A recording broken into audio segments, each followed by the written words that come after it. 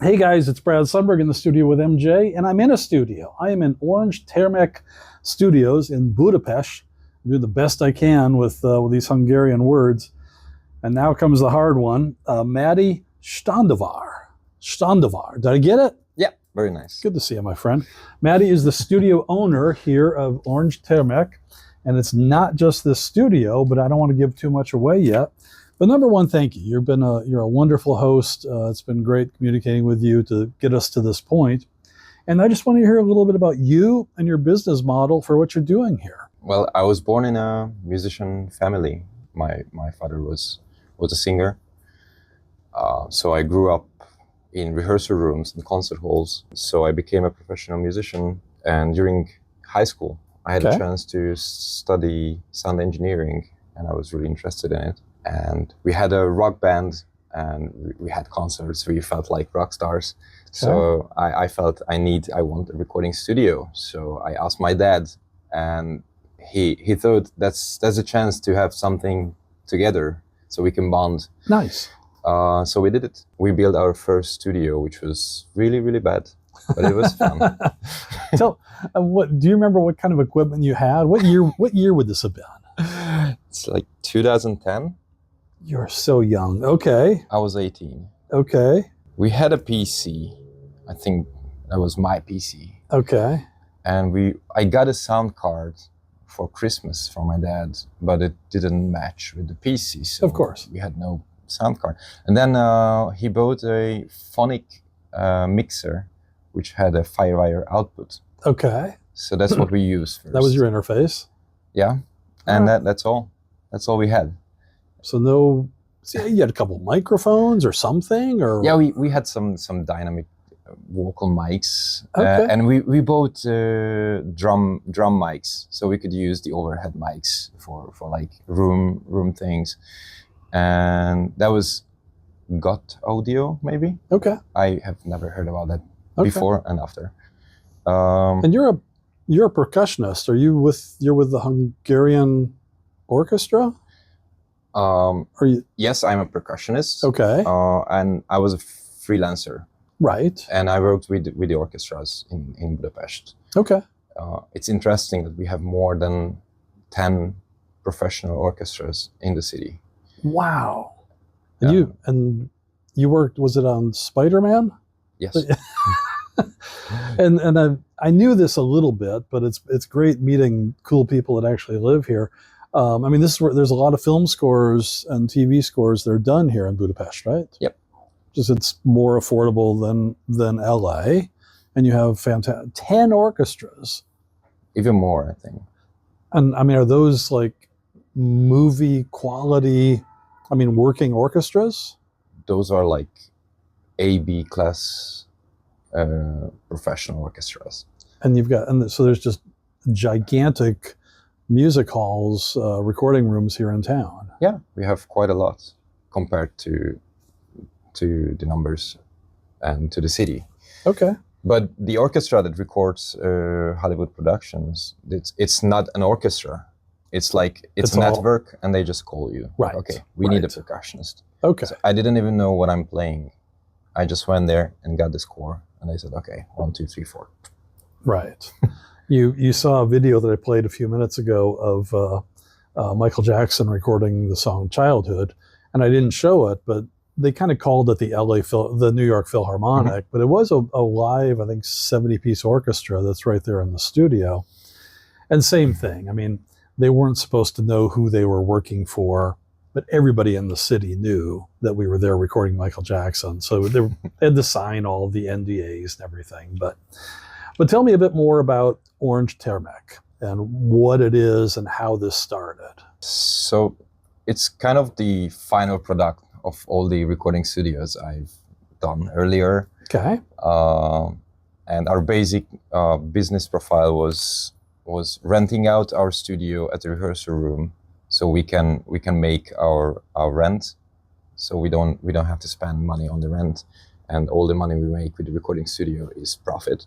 But it was really hard to find bands for rehearsing in Budapest back then, and many things changed. There were many buildings that had been destroyed, and but the number of bands and the market just got bigger, I think. Okay. But there are no places where people can rehearse. So I started to do rehearsal rooms because it looked like it works. And our goal was to have something nice, to have a place where those musicians feel like a rock star. They feel good, not just a basement where it's dark and there's no light and it sounds bad. So we made nice rooms and good rooms. So we switched our profile and we started focusing on the rehearsal rooms and made a profit on it. And then we have a recording studio, which is in the same building with the rehearsal rooms, and we have 63 rehearsal rooms here. I mean, 63 rooms, I mean, that, number one, that's a testament to how much music is happening in Budapest. And are they booked most of the time?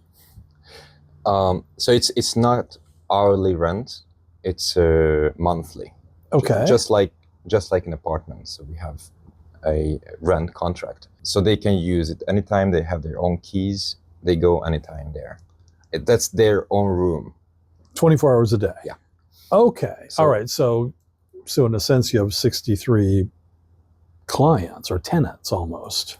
We have about 300 clients. Okay. So some of them are sharing or doing splitting hours or whatever. Exactly. Okay. So some of them just have maybe a single piano, just kind of a small room, or? Yeah, mostly small rooms are for practicing drums or producing rooms.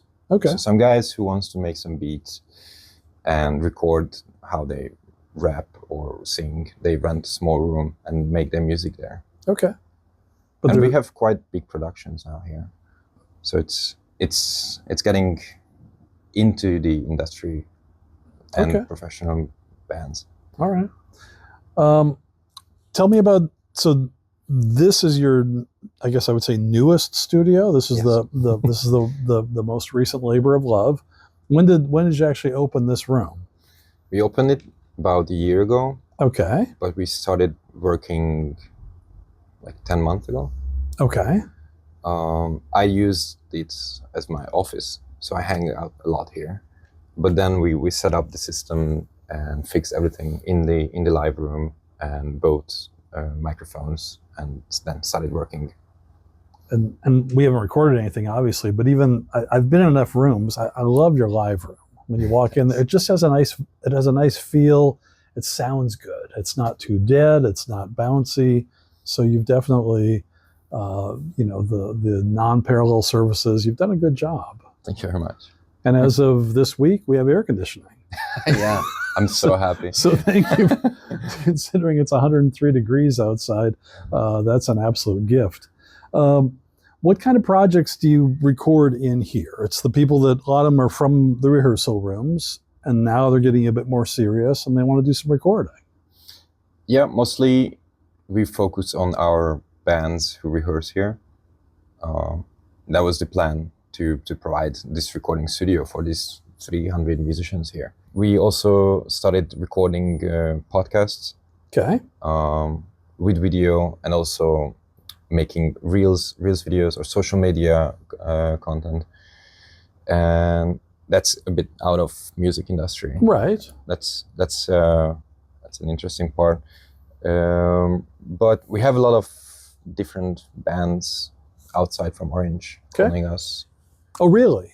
Yeah. Okay. So the room, so it's not just exclusively for. No, it's open. Okay. It's open. I don't know if you have an answer. I'm just curious now. Is 60% of the work done in here from your in-house people, or have you even thought about that? I don't have any specific numbers, but I would say more than half is inside. Okay. Orange.